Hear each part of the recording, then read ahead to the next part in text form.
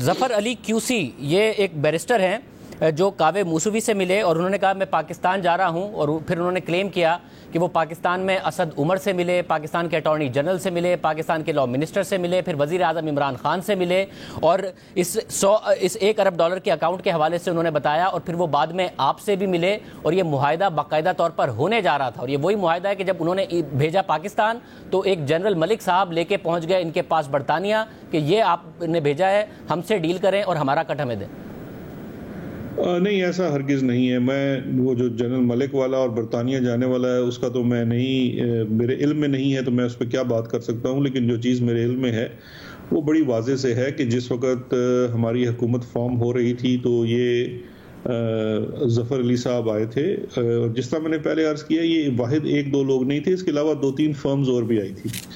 یہ ظفر صاحب آئے تھے، انہوں نے پہلی ایک میٹنگ کی پرائم منسٹر سے بھی کی، اسد عمر صاحب سے بھی کی، مجھ سے بھی ان کی میٹنگز ہوئی۔ پھر ہم نے کہا آپ ہمیں پروپوزل بنا کے دے دیجئے کہ آپ کیا کریں گے اور کیسے کریں گے اور اس کے کیا ٹرمز اینڈ کنڈیشنز ہوں گے۔ انہوں نے ایک ٹرمز اینڈ کنڈیشنز بنائی بھی تھی جو کہ پاکستان کے لیے فیوریبل نہیں تھی، اور وہ براڈ شیٹ سے ملتا جلتا ایک ایگریمنٹ تھا جو ہمارے حق میں نہیں تھا، کیونکہ وہ اس میں ٹرمز بڑی سخت تھی۔ سیکنڈلی، آپ پیسے کیسے ٹریس کریں گے، آپ کی کمپنی کون سی ہے، آپ کی فرم کتنی بڑی ہے، یہ بارہا میں نے ظفر علی صاحب سے پوچھا تھا، وہ بھی وہ بتلانے کے لیے تیار نہیں تھے، کیونکہ وہ کہتے تھے پہلے ایگریمنٹ سائن کر لیں پھر ہم آپ کو سب چیزیں بتائیں گے۔ تو یہ تو ان کے پاکستان ہوتے ہی ہوئے ہم نے ان سے معذرت کر لی تھی کہ جی تھینک یو ویری مچ، لیکن وی آر ناٹ انٹرسٹڈ۔ مگر وہ اگست میں آتا ہے، یہاں پر ملاقاتیں کرتا ہے، وزیر اعظم سے بھی ملتا ہے، اکتوبر میں وہ پھر آتا ہے موسوی سے ملنے کے بعد، اور پھر اٹارنی جنرل سے، لا منسٹر سے ملاقات ہوتی ہے، آپ سے بھی ملاقات ہوتی ہے، تو یہ 2-3 مہینے کے فرق سے دوبارہ ملاقات ہوتی ہے، اور پھر وہ معاہدہ باقاعدہ طور پر آپ کو یہاں پاکستان میں بھیجتے ہیں کہ جی اس پیسے کو ہم نے کیسے ریکور کرنا ہے اور ایک نیا معاہدہ کرنا ہے۔ جی بالکل، ٹائم لائن کچھ اس سے شاید ملتی جلتی ہو، کیونکہ میری ملاقات ان صاحب سے 2 دفعہ ہوئی ہے۔ ایک دفعہ وہ آئے، انیشل میٹنگ تھی، انہوں نے کہا ہم کرنا چاہتے ہیں، ہم نے کہا جی بالکل آپ بتائیے، اپنا پروپوزل دے دیجیے۔ پھر وہ چلے گئے اور وہ دوبارہ تشریف لائے اور انہوں نے اپنا پروپوزل دیا، ہم نے ان کا پروپوزل کو اسٹڈی کیا، میری لا منسٹر کی، اٹارنی جنرل کی آپس میں ڈسکشن ہوئی، ہم سب کا یہ خیال تھا کہ یہ کوئی پروپوزل اتنا ساؤنڈ نہیں ہے، اور یہ پاکستان پھر سے ایک ایسے ہی براڈ شیٹ جیسے معاہدے میں پھنس سکتا ہے جو ہمارے انٹرسٹ میں نہیں ہے، تو اس لیے ہم نے ان سے معذرت کر لی۔ کیا کیونکہ موسوی کلیم کر رہے ہیں کہ آپ کچھ طاقتور شخصیات کے کہنے پر ظفر علی QC سے ملے، کیا یہ درست ہے؟ نہیں، طاقتور تو شاہ زیب صبح آپ مجھے کسی کو ریکمینڈ کر دیجئے کہ اس شخص سے مل لیجئے اور اس کے پاس بڑا اچھا پروپوزل ہے پاکستان کی بہتری کے لیے، تو میں اس سے بھی مل لوں گا، تو آپ طاقتور ہو جائیں گے۔ اور آپ اکیلے ملے یا کچھ انٹیلیجنس آفیشلز کی موجودگی میں ملے؟ نہیں، میری ملاقات تو یہ لا منسٹر اور اٹارنی جنرل وغیرہ کے ساتھ ہوئی تھی۔ اور آپ کی ملاقات 6 اکتوبر کو ہوتی ہے، اور ان کا کلیم ہے کہ 13 اکتوبر کو جنرل ملک آتے ہیں اور کہتے ہیں کہ جی ہمیں کٹ چاہیے۔ جو سسپینسفل جنرل ملک کا پتہ نہیں وہ جنرل ملک کون ہے، لیکن یہ ان کو کٹ چاہیے جب ایک معاہدہ ہوا ہی نہیں، جب ایک معاہدے کے اوپر ان کو صاف انکار ہو گیا اور اب ان کو اس پہ کٹ چاہیے۔ میرا نہیں خیال کہ یہ کوئی اتنی پکی بات وہ کر رہے ہیں جس کے اوپر ان کو کٹ چاہیے۔ مطلب یعنی اب اتنا اس لیول پر اگر ہو رہا تھا کہ اسد عمر سے مل رہے ہیں، آپ سے مل رہے ہیں، اٹارنی جنرل سے مل رہے ہیں، لا منسٹر سے مل رہے ہیں، بات کر رہے ہیں کہ جی سنگاپور کا ایک اکاؤنٹ ہے جس میں یہ پیسے ٹرانسفر، تو وزیر اعظم کے علم میں بھی یہ ساری باتیں لائی گئی تھی یا نہیں؟ جب اسد عمر سے اور وزیر اعظم سے ان کی ملاقات ہوئی تو وہ 2018 میں اس کی ملاقات ہوئی تھی، یہ جو ظفر علی QC ہیں، یہ 2018 میں شروع میں جیسے ہماری بالکل نئی گورنمنٹ فارم ہوئی تھی، یہ اس وقت کی بات ہے، اور بلکہ اس وقت ان کی جو ملاقات ہوئی تھی شاید ہماری گورنمنٹ ابھی اوتھ لے رہے تھے یا لے چکے تھے، یہ ان دنوں کی بات ہے جب ملاقات ہوئی تھی۔ اور اس کے بعد جب میں اپنا یہ مجھے پورٹ فولیو دے دیا گیا اور ہم نے اس کے بعد by the end of year east recovery unit بھی اسٹیبلش ہو گیا، تو پھر ان کی جو نیکسٹ میٹنگز تھی وہ مجھ سے ہوئی، 1-2 میٹنگز ہوئی، اور ان میٹنگز کے اندر پھر آف کورس چونکہ اس میں لیگل ایشوز ہوتے ہیں، انٹرنیشنل ایگریمنٹ کرنا ہوتا ہے، تو پھر لا منسٹر اور اٹارنی جنرل جو اس وقت تھے وہ بھی آئے، ان کے ساتھ بیٹھ کے ہم نے بات چیت کی، اور وہ بھی یہی تھا۔ تو شہزاد اکبر صاحب، جو ظفر علی QC کی کمیونیکیشن ہے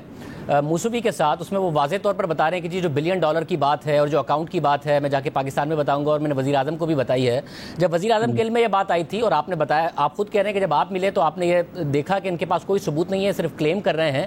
تو پھر کاوے موسوی کو کوٹ کرتے ہوئے وزیر اعظم نے کل کہہ دیا, میں نے اس کا انٹرویو دیکھا ہے, وہ $1 ارب کی بات کر رہا ہے, دیکھیں پاکستانیوں کو کتنا پیسہ باہر ہے. وزیر اعظم کو تو 1.5-2 سال پہلے پتا تھا کہ یہ جھوٹ بول رہا ہے. آپ لوگوں سے ملاقات کر کے ظفر علی کیوسی گیا تھا, اور وزیر اعظم اسی شخص کو کوٹ کر کے پھر بتا رہے ہیں کہ جی میں نے اس کا انٹرویو دیکھا ہے اور $1 ارب کلیم کر رہا ہے. دو چیزیں یہاں پہ شاہ بڑی ضروری ہیں کلیریفائی کرنا. ایک تو یہ ہے کہ جس وقت ہم ظفر علی کیوسی سے ملے تھے تو ظفر علی کیوسی نے کبھی ڈسکلوز نہیں کیا کہ ان کا کوئی بھی رابطہ یا تعلق براڈ شیٹ سے ہے, اور نہ ہی ہمیں یہ بعد میں کبھی ان کی طرف سے آیا کہ یہ ان کا رابطہ یا تعلق کوئی براڈ شیٹ سے ہے. فار دا فرسٹ ٹائم جو ہمیں پتہ چلا کہ ان کا کوئی رابطہ براڈ شیٹ سے ہے وہ تب تھا جب شاید 2019 میں ایک سٹوری ہوئی, جس میں ایک سٹوری کی ایک برطانیہ کے کسی اخبار نے کی, اور ایک سٹوری شاید دا نیوز میں مرتضی علی شاہ نے کی. 12 مئی 2019 کو مرتضی علی شاہ کی سٹوری چھپی جس میں انہوں نے بتایا کہ جی ایک اور معاہدہ ہونے جا رہا ہے اور دوبارہ براڈ شیٹ کو ہائر کرنے جا رہے ہیں. جی وہ اس وقت کی سٹوری کی بات ہے, اور اس سے بہت پہلے ظفر علی کیوسی کو انکار کر دیا جا چکا تھا. لیکن ایک جو چیز جو میری انفارمیشن میں اس وقت آئی تھی اور وہ یہی تھی کہ یہ شاید ان کا آپس میں کوئی رابطہ تھا, جو ظفر علی اور براڈ شیٹ, بیکاز بعد میں جب میں نے ان دونوں چیزوں کو ملا کے دیکھا تو وہ جو چیزیں ذکر کر رہے تھے سنگاپور کے اکاؤنٹ کا, کیونکہ یہ 2 مختلف مواقع پہ سنگاپور کے اکاؤنٹ کا ذکر کیا گیا, اور اس وقت ہمیں یہ امپریشن دیا گیا کہ ان کا آپس میں کوئی تعلق نہیں ہے. ایک موقع تھا جب ظفر علی کیوسی نے ملاقات کی تو اس نے کوئی ذکر کیا تھا کہ جی سنگاپور میں کوئی اکاؤنٹ ہے, اور جب اس کے کافی عرصے بعد میری ملاقات ہوئی 2019 کے اینڈ میں ان سے, تو پھر انہوں نے اس کا ذکر کیا, تو پھر ذرا یہ کڑیاں ملتی ہوئی نظر آئی. 12 مئی 2019 کو مرتضی علی شاہ کی سٹوری ہے, اس میں بھی وہ اس وقت کٹ کی بات کر رہا ہے. مرتضی علی شاہ نے اپنی سٹوری میں لکھا ہے کہ جی کٹ کے اوپر یہ معاملہ نہیں ہوا ورنہ ایک نیا معاہدہ ہونے جا رہا تھا. تو اس کے بعد پورے 2 سال میں وزیر اعظم کو نہیں پتا تھا کون صاحب گئے ہیں جنہوں نے اس کاوے موسوی سے پیسے مانگے ہیں میری گورنمنٹ کے ہوتے ہوئے, یہ کون ہے, کوئی انویسٹیگیشن وزیر اعظم نے نہیں کرائی تھی؟ بھائی آپ, میرا خیال ہے آپ میری بات تو میں دہرا دیتا ہوں بڑی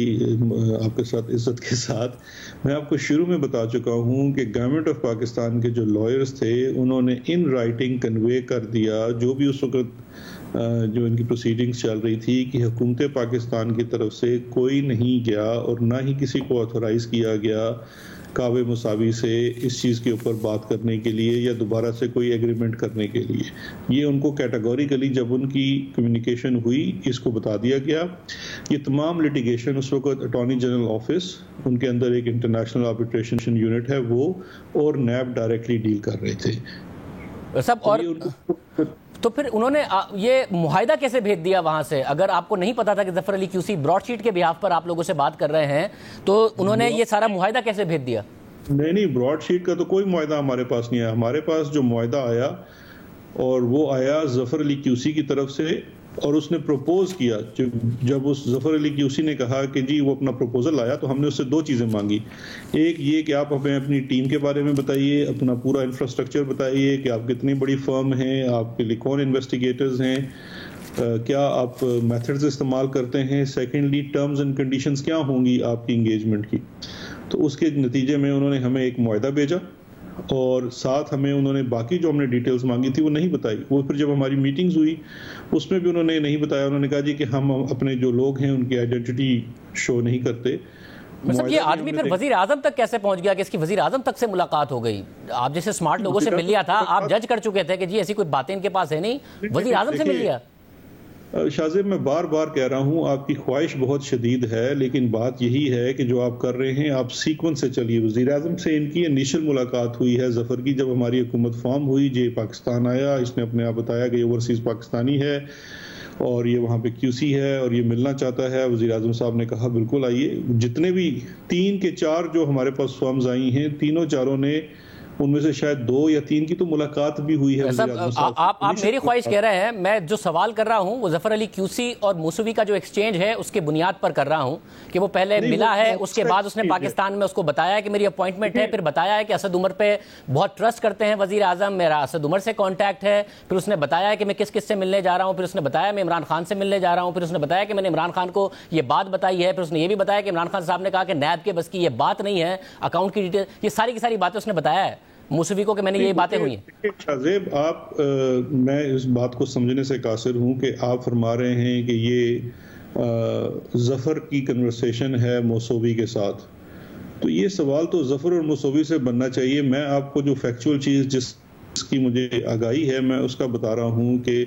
جب ہماری حکومت فارم ہوئی اس وقت شروع میں ظفر علی QC کی ایک ملاقات پرائم منسٹر صاحب سے ہوتی ہے. اس کے بعد میری ساتھ اس کی ملاقات کرائی جاتی ہے کہ جی یہ صاحب ہے، ان کی یہ پروپوزل ہے، اس کو دیکھ لیجئے. ہم نے اس کو پورا میرٹ کے اوپر پرکھا. اس کے بعد 2 میٹنگز ہوئی، میری ان کے ساتھ ہوئی، اٹارنی جنرل کی ہوئی، وہ پھر سیپریٹلی بھی ملے اٹارنی جنرل کو، لا منسٹر کو.